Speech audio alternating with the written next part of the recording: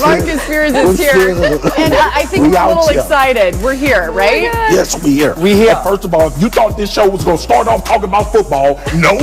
We all together for the first time since the inception of this show, so let's get it popping. All right, Laura, back to you. Later on, Marcus is going to give Baker Mayfield his flowers, so you don't want to miss that. This Monday, I mentioned it's special for a variety of reasons. We do have 2 games tonight, less than an hour away of kickoff from this Steelers-Washington game. Big Ben has been questionable throughout this week, and we're going to find out whether or not we'll see him on the field starting this game. For that, let's go to Adam Schefter with the latest. Well, Laura, I'm jealous that I am not in studio with the rest of you all, but Ben Roethlisberger, who's listed as questionable for tonight, is active to the surprise of nobody. The Steelers listed him on their injury report with a knee injury, with playing a short week on Wednesday against the Baltimore Ravens, and he is active and he is going to start tonight. Won't be an issue. That knee won't be an issue with any other ailments tonight. At this particular point in time, he will be out there. However, James Conner, the Steelers running back, did not get activated off the reserve COVID list. He will not be out there tonight, and so Benny Snell Jr. will start in his place. And the Steelers have a new kicker because Chris Boswell, their veteran kicker, has been nursing a hip injury, and so he will not play tonight. They promoted a kicker from their practice squad, Matthew Wright.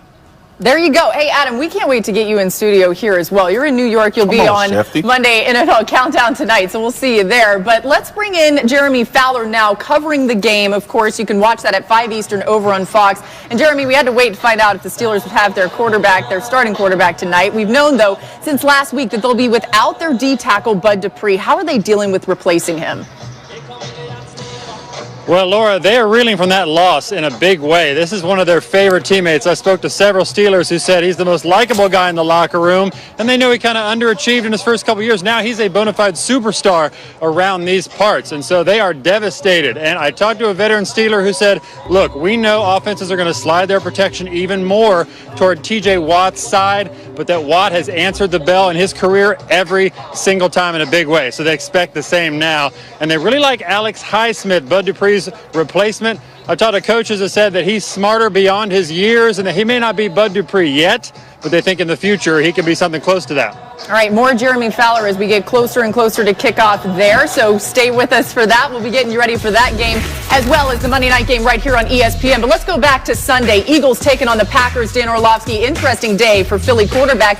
First quarter here, Carson Wentz sacked by Rashawn Gary. Yeah, and this has been the story for this football team. Poor offensive line play, holding on to the football too long. This one, Carson just leaves the pocket when it's unnecessary. A lot of bad things happening at the same time. Eagles forced to punt. The rough day would continue. Third quarter is where we pick it up now. Eagles down 14-3. Wentz trying to get to Zach Ertz there. That's just a miss. I mean, that's a 6-yard miss, and now you're going to get 3rd and 14. Try to force this ball, hash to the sideline. Receivers there, but when you're high and hot, there's no confidence in your game. So here we go to the fourth quarter. Wentz benched, and Jalen Hurts, it's time for him to come into the game. On the first play, we see some of that athleticism. And this is something that helps their football team. We talked about the struggles with the offensive line. His ability to not hold the ball, kind of tuck it and run is going to help this poor offensive line. Later in the drive, it's 4th and 18 in Packers territory. Yeah, this is awesome. Climb the pocket, eyes downfield, see the defender too close to you, and they got to get that throw up over the top for the touchdown. It's a great start for Jalen Hurts. You see Wentz clapping on the sideline. Good by him. Next Eagles possession. Last chance to make a comeback. 3rd and 10, and it's intercepted right there by Savage. The Eagles lose. Here's Doug Peterson after. That's what I was hired to do, to make difficult decisions, and I did one last or yesterday afternoon, and it got us back in the football game, but it just wasn't enough. I have not made a decision yet, and the offensive line does not weigh into any decisions as to who that might be. I'm still processing a lot of things and going through a lot of things before I make that decision. So when I know, you'll know.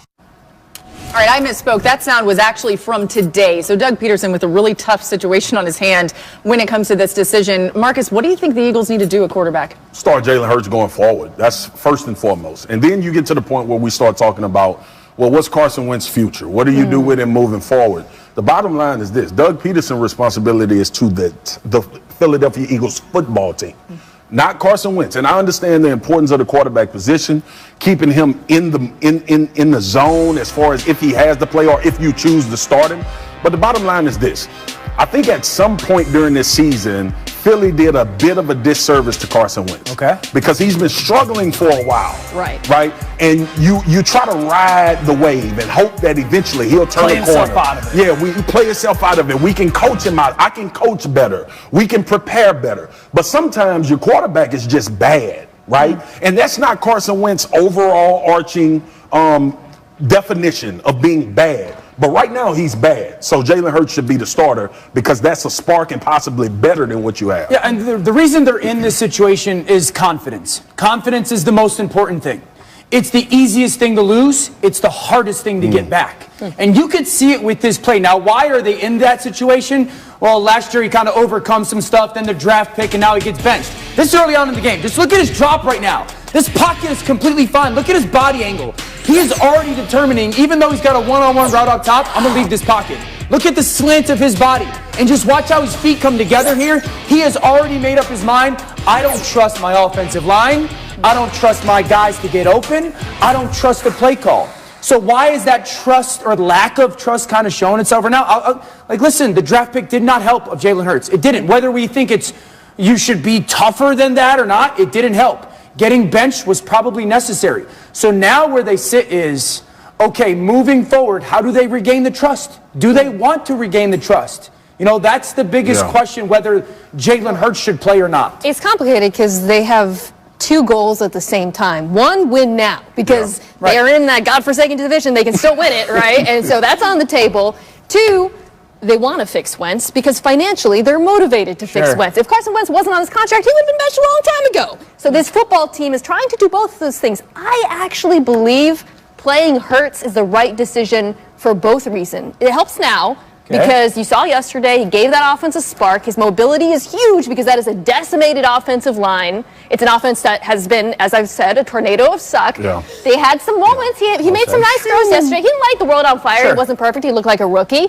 But he did spark the offense. But also, if they want to fix Wentz, it's not going to happen this season. Right. It's not going to happen behind that offensive line. It's not going to happen with the play calling and everything else we've seen. I think the best chance for Wentz to repair his career, and that's really what the Eagles want, is going to happen this summer. So I'm saying ride with Hurts, see what you got, try to win the division, and then reevaluate and make it a competition this summer. Quickly, does it happen this summer, though, where Wentz can stay with the Eagles? Like, does he want to stay there? I think it comes down to this. If you believe as an owner and a general manager that the quarterback can be great again, then yes, you stick with them. But you might sit there and go, we don't think we can get him back. We want Doug Peterson as our head coach more than we believe in the quarterback's ability to become great again. Then that's when it becomes a super interesting conversation. And to your point, Mina, like, I get that, but you can't move forward with Jalen Hurts if you believe this would be damaging to the confidence long term for Carson Wentz. Do you want a guy whose confidence is damaged but by that's that? a fair question. Yeah. That's a whole different conversation, right? You don't. It's too hard of a job. But it's a real question. It's a real question, and I get it, but it's too hard of a job. Look, this whole thing is built on competition. Right. Like, I get it. Quarterbacks get paid and all of that. It's competition, bro. And when you're not playing well, somebody is waiting. That's football. That's period. Yeah, and Jalen Hurts is no stranger to a quarterback competition. Doug Peterson once again said he'd make the decision maybe by Wednesday, so we'll be all over that. All right, let's get to another big story happening on Sunday. Jets were actually really excited about this terrible defensive call that allowed a Hail Mary touchdown. That's because the Jets still in position for the first overall pick. Jets defensive coordinator Greg Williams fired today, as reported by Adam Schefter. Let's go ahead and get updated with more on that. What else do we know, Adam? Well, Laura, the Jets decided to make the change this morning. Adam Gase said he thought about it overnight, consulted with Jets general manager Joe Douglas, amongst others like Christopher Johnson, and ultimately made the decision to fire Greg Williams in a move that had been percolating for quite some time. These two had gone at each other a little bit publicly. It had gone on behind closed doors, and yesterday became the final straw when Greg Williams went with the all-out blitz on the very final play of the game after having success blitzing earlier in the game against Derek Carr. Still, it was a play where Henry Ruggs ran free, and even though it was a disastrous play for the New York Jets in the end, it may have been disastrous if they would have won. So it really worked out the way that it should have and could have. And now Greg Williams gets the rest of the month of December off after the Jets fired him today and handed the interim defensive coordinator title to Frank Bush, the assistant head coach. I feel like now's a good time to just give my condolences to Jets fans. But either way, Marcus, when this happened, what did you think when you heard the news? He's upset. Rub your ears. Is he meditating? Okay, listen. At first, I was going to say it doesn't matter because Greg Williams was going to get fired anyway, right? That's the sentiment. Okay. Bottom line is, though, I thought my mind immediately went to the players. This game is too hard for you to give a win away. Like, I know what the talk is, and Trevor Lawrence and getting the quarterback, and we don't need to win a game. But these dudes, this is their livelihood. Like, that's what people forget. And that's why I apologized last year for saying that Miami was tanking. Because at a certain point, I lost my place as a former player and didn't realize, like, yo, every Sunday and every day at practice, we get evaluated by our performance. That's our only resume. And for Greg Williams to put these guys in that particular situation where they could have beat this team and got their first win, that's tanking, right? And not tanking to get a quarterback. That's a coach saying, I don't care. It don't matter. I'm going to just do this anyway. Taking his reputation. Yeah. Prospects.